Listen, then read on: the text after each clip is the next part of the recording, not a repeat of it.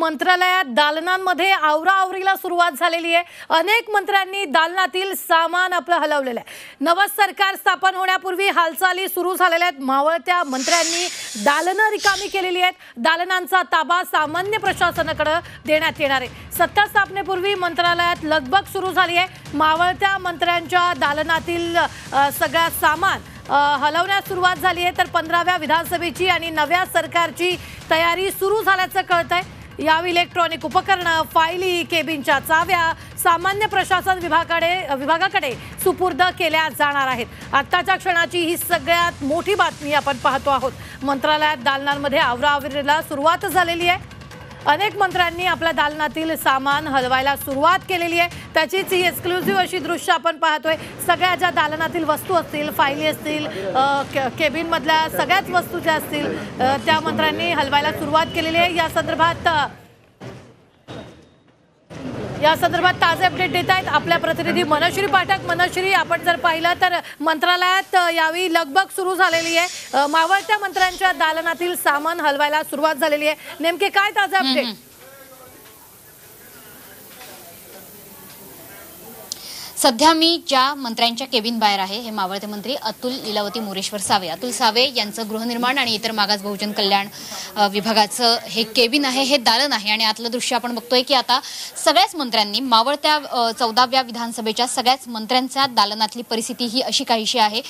फायली असतील किंवा इतर इलेक्ट्रॉनिक उपकरणं असतील ते सामान हलवलं जाते। पुढे जर आपण लक्षात घेतलं तर इलेक्ट्रॉनिक उपकरणं आणि विशेषतः कामकाजात किंवा पुढे उपयोगी येणाऱ्या ज्या फाईल्स आहेत, जी कागदपत्र आहेत, ती सामान्य प्रशासन विभागाकडे आता दिली जाणार आहेत। एकंदरीतच मंत्रालयातल्या मंत्र्यांच्या दालनातला कारभार आता गुंडाळला जातोय आणि मंत्र्यांच्या दालनातल्या सगळ्या साहित्याची सुद्धा शिफ्टिंग सुरू आहे। तत्कालीन मंत्र्यांकडे कामकाजाला असणारे, कर्तव्यावर असणारे जे अधिकारी आणि कर्मचारी आहेत ते सुद्धा आता आपल्या मूळ विभागात रवाना होत आहेत। मंत्रालयातली दालनं ही आता नव्या मंत्र्यांच्या आणि नव्या अधिकाऱ्यांच्या प्रतीक्षेत आहेत। लवकरच 15वी विधानसभा ही अस्तित्वात येईल। 26 तारखेला गेल्या सरकारचा कार्यकाळ संपला आणि त्यानंतर ही सगळी लगबग सुरू झाली। अर्थातच आता 5 तारखेपर्यंत शपथविधी होण्याची शक्यता आहे। मात्र त्यापूर्वी या मंत्रालयातली जी दालनं आहेत ती आणखीन अपडेट केली जाणार आहेत। कदाचित आणखीन काही नव्या सुधारणा या ठिकाणी होतील।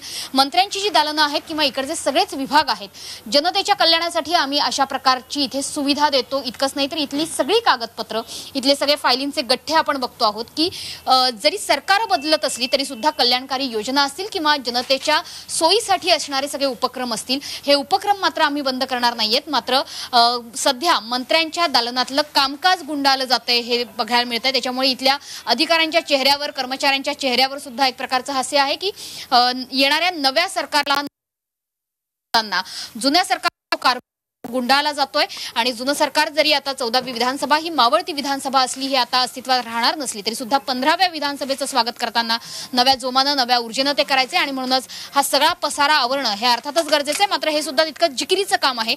सामान्य प्रशासन विभाग एक नोटीस काढतोय ज्या अनुषयाने आपल्याला मंत्रालयातले जे दालनं आहेत किंवा इथला जो कारभार आहे त्याच्या चाव्या सामान्य प्रशासन विभागाकडे सुपूर्द करायच्या असतात। इकडचा सगळा हिशोब द्यायचा असतो। त्यामुळे ती लगबग आता सुरू झालेलं आपल्याला बघायला मिळतंय। 26 तारखेला गेल्या 14व्या विधानसभेचा कार्यकाळ हा संपलेला होता।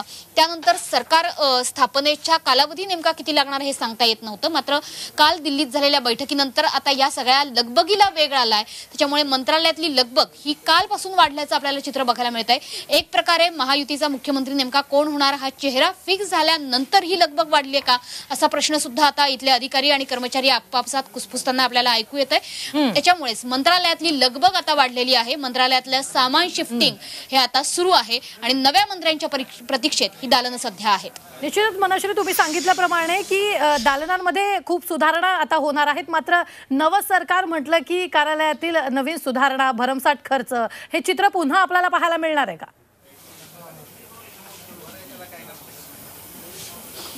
नक्कीच आपण बघतोय की अनेक ठिकाणी म्हणजे या दालनातली सगळी परिस्थिती आपण बघितली तर हे अतुल सावेंचं दालन आहे। या दालनाच्या व्यतिरिक्त बाहेर सुद्धा आपण बघितलं तर उपमुख्यमंत्री अजित पवार असतील, त्यासोबतच दीपक केसरकर असतील, यांच्या दालनात सुद्धा अशा प्रकारच्या हालचाली सुरू असलेल्या आपल्याला बघायला मिळतात। समोर इलेक्ट्रॉनिक उपकरणं ठेवण्यात आलेली आहेत। दीपक केसरकर यांचं शालेय शिक्षण आणि मराठी भाषा विभाग या ठिकाणी आहे।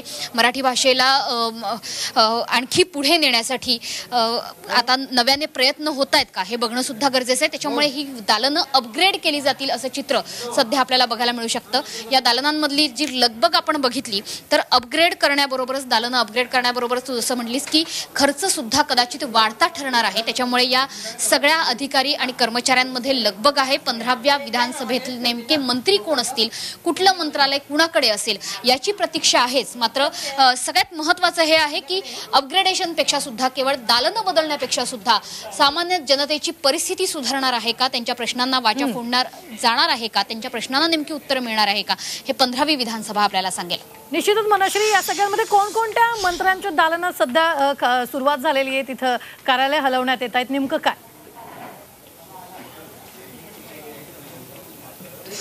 सध्या आपण बघितलं तर माझ्या मागे शालेय शिक्षण आणि मराठी भाषा विभाग दीपक केसरकर हे मंत्री आहेत. त्यासोबतच अतुल सावे यांच्या दालनाची लगबग सुरू आहे. अजित पवार यांच्या दालनातही लगबग सुरू आहे. संजय राठोड यांच्या दालनातही लगबग सुरू आहे. वेगवेगळे मंत्र्यांच्या दालनात, सगळ्याच मंत्र्यांच्या दालनात आपल्याला ही लगबग सुरू असलेली बघायला मिळते. कारण अर्थातच अनेक मंत्री असे आहेत की जे कदाचित पुन्हा या नव्या मंत्रिमंडळात त्यांचा समावेश असू शकेल, तशी चर्चा आहे, तशी माहिती सूत्रांकडून मिळते आहे.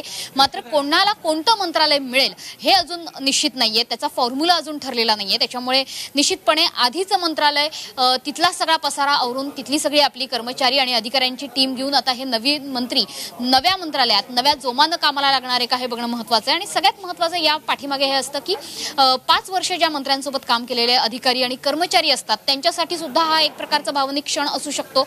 अनेक अधिकारी आणि कर्मचारी असे असतात की त्यांना त्या मंत्रालयात काम करताना विशेष आनंद सुद्धा मिळालेला असतो. एक मंत्र्यांबरोबरची वेवलेंथ चांगली जुळलेली असते. मात्र आता नवीन टास्क आहे, नवे मंत्री, नवे मंत्रालय आणि नवे अधिकारी कदाचित आता 15व्या विधानसभेत आपल्याला बघायला मिळतील. निश्चितच मनश्री, धन्यवाद ताजे अपडेट देण्यासाठी. आम्ही वेळोवेळी तुमच्याकडून या संदर्भातले ताजे अपडेट घेत राहणार. तुर्तास आपण पाहतोय यावेळी दालनांचा ताबा सामान्य प्रशासनाकडे देण्यात येतोय, त्याची तयारी जी आहे ती सुरू झालेली आहे.